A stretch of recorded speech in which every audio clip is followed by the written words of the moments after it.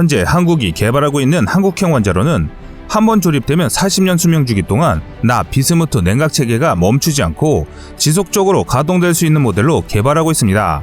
쉽게 말해 껐다 켰다를 반복하는 것이 아니라 한번 가동을 시작하면 40년 동안 멈추지 않는 원자로이기 때문에 원자로가 식어서 동파되는 일을 미연에 방지한다는 계획입니다.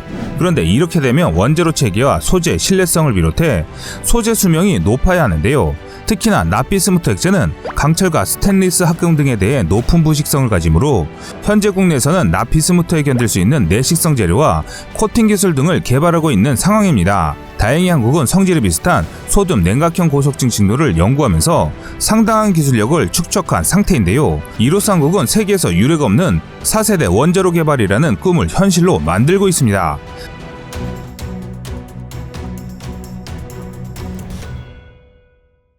한국형 원자로 특징은 기존 다른 나라들이 많이 사용하는 우라늄 235를 사용하지 않는 것이 가장 큰 장점입니다. 이는 시사하는 바가 큽니다.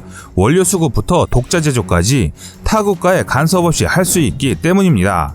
과거 군사 강국들도 우리와 같은 시도를 했던 것은 사실입니다. 하지만 작은 차이 하나로 그들은 개발하지 못하는 것과 달리 한국은 개발 완료 초일기에 들어선 상황인데요. 구소련과 미국, 유럽 모두 제한된 자원인 우라늄 235를 대체하고자 앞서 언급했듯 플루토늄 239 원료 20%와 우라늄 238 원료 80%로 구성되어 지속적으로 플루토늄 239가 증식되는 고속 증식로를 개발하기 시작했습니다. 구체적으로 1970년대 이후부터 구소련의 BR5, BN350, BN600 고속 증식로, 영국의 DFR, 미국의 EBR2, 프랑스의 랩소디, 피닉스, 슈퍼피닉스, 일본의 몬주 같은 수많은 고속 증식로가 개발되었습니다. 하지만 그 어떤 것도 상업화 단계에 도달하지 못함은 물론 냉각제로 사용되는 소듐 누수 문제로 운영을 중단한 사례가 비일비재합니다. 현재는 2001년부터 미국, 프랑스, 한국 등 세계 13국이 소듐 냉각형 고속 증식로 방식의 4세대 원자로 개발 사업을 시작했지만 아직까지 실용화 단계에 도달하지 못했습니다. 일본은 1986년에 착공을 시작해 1994년에 가동을 개시했지만 운용 1년 뒤인 1995년 12월에 냉각제로 사용하는 액체 소듐 640kg이 누출되면서 대폭발과 화재가 발생하였으며 그 후에 무려 15년 동안 가동이 중단되었는데 하나하나 장비를 복구해 2010년에 재가동을 개시했지만 다시 3개월 만에 연료봉 교체 장치가 고장을 일으켜 가동을 멈춰야만 했습니다. 결국 일본은 몬주 고속 증식로 사업에 무려 18조 원의 비용을 투입했지만 뭐 하나 얻은 것 없이 엄청난 방사능 폐기물만 남기고 사업은 대실패로 돌아갔습니다. 한편 유럽에서도 이런 개발은 이어져 왔는데요. 프랑스는 독일과 이탈리아와 협력해 1985년에 고속 증식로 슈퍼피닉스를 완성시켜 1986년 말에는 100% 출력에 도달하였습니다.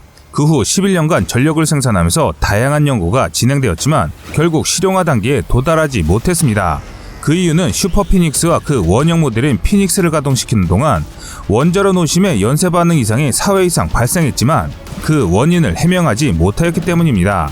또한 1985년에는 냉각제로 사용되는 소듐 냉각로 배관이 파손되면서 화재가 발생했는데요. 이 사건으로 원자로 개발은 중지됐습니다. 이처럼 효율뿐만 아니라 모든 수치상 자료가 뛰어남에도 불구하고 소듐 냉각로의 가장 골치 아픈 것은 관리가 어렵다는 것입니다. 일반 과학 경수로는 손쉽게 연료 교체와 원자로 접근이 가능한 것과 비교해 고속 증식로는 연료를 빼고 소듐 냉각제를 모두 배출해야만 원자로에 접근할 수 있어 한번 운영이 중단되면 수년간 운영을 중단할 수밖에 없습니다. 그 과정에서 원자로 내부에 공기와 수증기가 침입하면 냉각제로 사용되는 소듐과 반응에 폭발이 일어난다는 문제였습니다. 하지만 한국은 현재 4세대 납비스무트 원자로가 4년 뒤 개념 설계가 완료되면 이후 상용화와 인허가를 위한 상세 개발에 나설 예정이라고 밝혔는데요. 상용화 시기는 짧게는 7년에서 길게는 10년으로 보고 있습니다. 또한 개발된 시제품이 우수한 성능을 발휘하면 군사용 원자로로 개발을 진행해 절대적인 안정성 테스트가 완료되면 우리가 그토록 원하는 핵 잠수함이나 핵 항공모함에 탑재 가능해집니다. 하지만 군사용 장비는 무엇보다도 완벽한 신뢰성을 요구하기 때문에 쇠빙선 같은 실제 함정에 탑재해 운용하고 테스트가 마무리되면 한국 잠수함에 탑재될 계획입니다. 대한민국 정부가 원자력 잠수함 건조를 결정하고 그 시기가 2030년쯤이라고 언급한 것도 이 때문이라 할 수 있습니다. 현재 한국은 여러 가지 대안을 통해 한국의 군사력을 증강시키려 하고 있습니다. 만약 4세대 비스무트 납 원재료 개발이 실패하더라도 한국은 이와는 별개로 다른 두 가지의 대안을 추진하고 있는 것으로 알려져 있는데요. 첫 번째로 이미 한국은 국내 기술력으로 개발한 소형 모듈형 원재료인 스마트 원재료 기술을 확보하고 있는 상황입니다. 하지만 이렇게 되면 짧은 교체 주기와 주원료인 우라늄 확보에 대한 문제가 제기됩니다.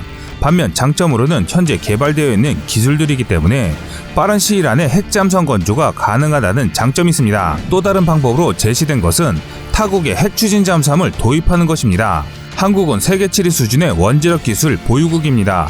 한국이 마음만 먹으면 사실 원자력 잠수함용 원재료 개발이 큰 문제는 아니지만 그럼에도 이것을 권고하지 않는 전문가들이 많은 실정입니다. 미국과 함께 서방 최고의 원자력 기술을 가진 프랑스마저도 잠수함용 원재료를 개발하면서 사고를 겪었으며 잠수함용 원재료는 개발해도 해외 수출이 거의 불가능한 모델이기 때문입니다.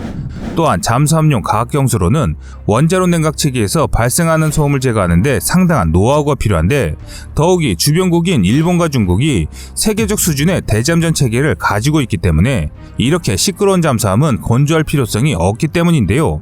프랑스 시프랑급에 사용되는 원재력 모듈은 길이 9.5m, 폭 8m, 높이 7.5m, 중량 180톤급이며 구획 전체가 방사능 누출 방지와 사고 시 손상 방지를 위한 모듈 상태로 조선소에 공급됩니다. 또한 원재력 모듈에 탑재되는 원자로는 르 트리옹판급 전략 원자력 잠수함과 샤를 드고급 원자력 항공모함이 채택한 K-15 원재료의 변형으로 알려져 있는데 이 원재료의 출력은 잠수함 규모에 맞춰 150MW급에서 50MW급으로 낮추고 전체 동력 발전 계통도 그에 맞춰 소형화시킬 수 있습니다. 다시 말해 시프랑급을 위해 신형 원재료를 개발하는 대신에 기존 원재료를 일부 개량해 채택하는 방식으로 신규 원재료 개발에 따른 비용과 안정성 검증에 부담을 줄인 것이라 할 수 있습니다. 또 다른 장점으로 K-15는 프랑스 전력공사에서 제작하는 발전용 원재료의 연료봉을 사용할 수 있도록 설계되었습니다. 연료봉의 수명은 루비급 공격 원자력 잠수함에 사용되는 K-48 원자로보다 월등이긴 10년이지만 일반적인 잠수함 30년 수명주기년을 감안하면 건조 후 적어도 2차례는 연료봉 교환을 진행해야 합니다. 하지만 민간용 핵연료 사용이 가능하기 때문에 각종 제약 조건에 대해서는 타 잠수함 대비 자유로운 것은 사실입니다. 현재 시프랑급 잠수함에 사용 중인 K-15 원재료의 우라늄 235의 농축률은 7.5%가량으로 약 93%의 농축률을 자랑하는 미국이나 영국의 신형 잠수함용 원재료와 비교해 농축률이 떨어집니다. 이는 장점이자 단점으로 작용할 수 있는데요. 미국이나 영국이 사용하는 그야말로 핵무기급 고농축 연료봉은 건조 퇴역 시기까지 약 35년 동안 연료봉을 교체할 필요가 없습니다. 고농축 연료봉이 보장하는 긴 수명은 분명 장점이지만 이를 위해서는 별도의 고농축 연료봉 생산 체계를 갖추고 전용 원자로도 설계해야 한다는 단점이 있습니다. 즉 우리가 생각한 비용 이외에 추가적인 예산이 들어간다는 것이죠. 이와 비교해 프랑스 K-15 원자로는 표준화된 상용 연료봉을 사용하므로 획득과 유지 비용이 상대적으로 저렴합니다. 또한 시프랑급은 새로운 하이브리드 추진 체계를 장착했는데요. 세 대의 소형 증기 터빈이 탑재되는데 두 대는 10MW급의 전기 발전기와 연결해 전력 발전용으로 사용하고 남은 한 대는 추진 측과 직결하는 직접 구동용으로 사용하는 방식입니다.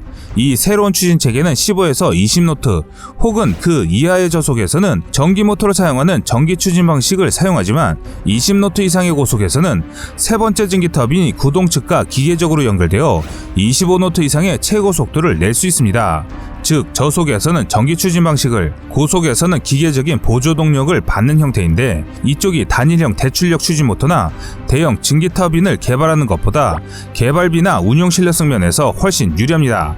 한국은 현재 도산 안창호크 건조 사업 성공으로 인해 세계적 수준의 잠수함 선체 설계 기술과 소나 시스템 개발 기술을 가지게 되었습니다. 하지만 원자력 잠수함의 핵심인 원자로와 후방 추진 시스템은 한 번도 제대로 개발한 적이 없어 상당한 시행착오는 물론 단번에 세계적 수준의 신뢰도나 정숙성에 도달하지 못할 가능성은 높은 것이 사실입니다.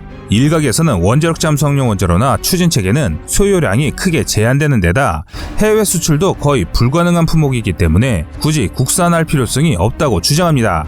그래서 프랑스와 협력해 C프랑급의 원제로와 함께 신뢰성과 정숙성이 증명된 추진 시스템 전체를 도입하는 것이 합리적이라고 주장합니다. 프랑스 역시 제한된 잠수함 건조 척수로 인해 잠수함용 원제로 체계나 기타 추진 체계 유지 관리에 상당한 어려움을 겪고 있는 상황에서 한국이 자신들의 잠수함을 도입한다고 하면 절대 건조 척수를 늘릴 수 있는 한국 수출을 크게 반길 수밖에 없는 상황입니다.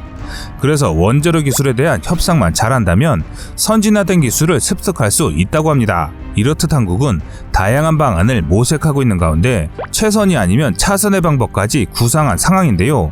가능하면 한국이 개발하는 4세대 원제로가 성공적으로 개발되어 타국의 눈치를 안 보는 한국형 전략무기가 개발됐으면 하는 소망입니다. 한국의 원자력 기술력은 이미 세계가 인정한 수준입니다. 하지만 잠수함 원자로 개발은 처음인 상황이기 때문에 많은 어려움이 예상됩니다. 주변국의 정세가 심상치 않은 상황에서 한국의 군사력이 올바르게 증강될 수 있는 방향으로 진행되길 우리 대한민국 국민들의 응원이 필요한 시기입니다. 한국의 새로운 원제로의 성공적인 개발을 기원하겠습니다. 시청자님들의 현명한 선택을 댓글로 남겨주시기 바랍니다. 여러분들의 좋은 의견이 좋은 영상을 만드는데 많은 힘이 됩니다. 이상 꺼리투브였습니다.